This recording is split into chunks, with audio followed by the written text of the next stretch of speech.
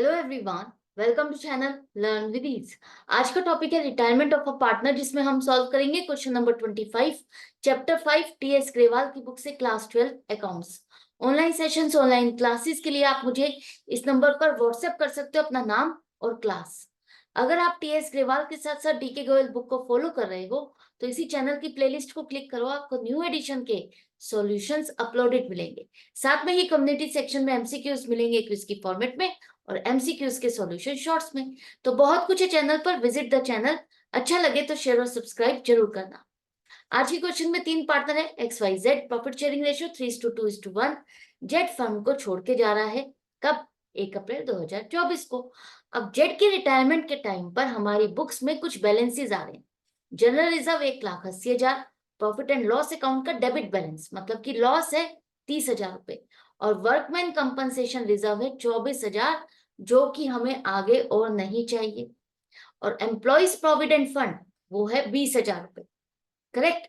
तो आपको journal entries बतानी है कि इनकी जर्नल एंट्रीज क्या बनेगी। तो सबसे पहले देखो, यहां पर जैसे एडमिशन ऑफ अ पार्टनर के टाइम पर आप जितने भी reserves, profit and loss account balance जो भी होता था वो आप ओल्ड पार्टनर्स में बांट करके खत्म करते थे। एडजस्टमेंट एंट्री यही पास करते थे ना कि जितने भी रिजर्व्स हैं उनको पार्टनर्स में बांट के खत्म करो। आगे की न्यू बैलेंस शीट में ये रिजर्व्स नहीं लेके जाए जाएंगे, वहां पर ये रिजर्व्स आपको नहीं शो करने। तो जब जेड रिटायर हो रहा है तो उसके रिटायरमेंट के टाइम पर भी जितने भी पहले के रिजर्व्स हैं, प्रॉफिट्स हैं, उन सबको डिस्ट्रीब्यूट किया जाएगा, क्योंकि उसमें जेड का भी हिस्सा है। तो जनरल रिजर्व और वर्कमैन कंपनसेशन रिजर्व, इनकी जर्नल एंट्रीज आपको पास करनी है। तो एक ही बार में ये प्रॉफिट है, रिजर्व का क्या है, एक तरह से प्रॉफिट का ही पार्ट है। Workman compensation reserve as it is profit बचा हुआ है, कोई क्लेम नहीं है। तो ये पूरे के पूरे प्रॉफिट 2,04,000 रुपए आप ओल्ड पार्टनर्स में रेशो में बांट करके खत्म करोगे। प्रॉफिट शेयरिंग रेशो क्या रहेगी? Old ratio. न्यू रेशो निकालने की आपको जरूरत नहीं है। जब भी इनसे रिलेटेड एडजस्टमेंट एंट्री पास करने के लिए कहा जाए, इसका मतलब है आपको सभी पार्टनर्स में बांटना है इस प्रॉफिट को ओल्ड रेशो में।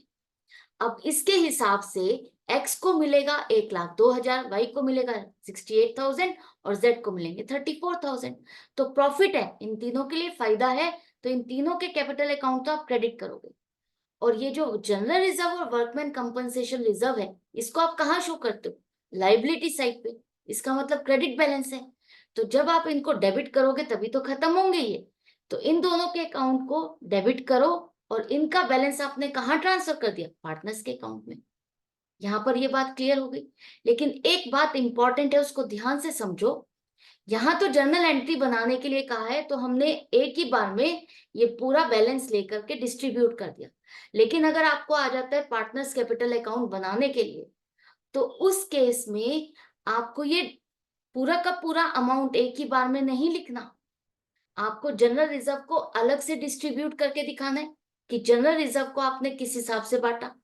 तभी तो आपकी एंट्री बनेगी कि इतना अमाउंट इसका, इतना इसको मिला, इतना इसको मिला। अकाउंट के हिसाब से ही तो आप डालोगे। कंपाउंड एंट्री के हिसाब से इस तरह से आप एंट्री नहीं कर पाओगे ना। तो इसीलिए आपको क्या करना है, इन सभी रिजर्व्स को अलग अलग डिस्ट्रीब्यूट करके दिखाना है। बात समझ में आ गई? अब नेक्स्ट है आपका प्रॉफिट एंड लॉस अकाउंट का डेबिट बैलेंस, जिसका मतलब है लॉस है। लॉस है तो ये भी पार्टनर्स में डिस्ट्रीब्यूट करके आपको खत्म करना है। इसमें भी जेड का हिस्सा बनेगा। तो ओल्ड रेशियो में ओल्ड पार्टनर्स में बांट के खत्म करो इसको। एक्स को मिलेंगे 15,000, वाई को मिलेंगे 10,000 और जेड को 5,000। ये लॉस है जो कि इनको बियर करना पड़ेगा, और लॉस है तो इन पार्टनर्स के कैपिटल अकाउंट को आप डेबिट करोगे। और ये डेबिट बैलेंस है तो आपको इसको क्रेडिट करना होगा, तभी ये खत्म होगा। तो ये थी वो जर्नल एंट्रीज। जब आपका पार्टनर कोई रिटायर हो रहा है तो आपको क्या बनानी है, उसमें रिटायरिंग पार्टनर का हिस्सा कितना है वो निकालना बहुत जरूरी है, क्योंकि आप उसके सेटलमेंट का क्लेम फाइंड कर रहे हो, कैलकुलेट कर रहे हो। तो ये था क्वेश्चन। आई होप आपको अच्छे से क्लियर हो गया, समझ में आ गया, कोई नई चीजें नहीं है।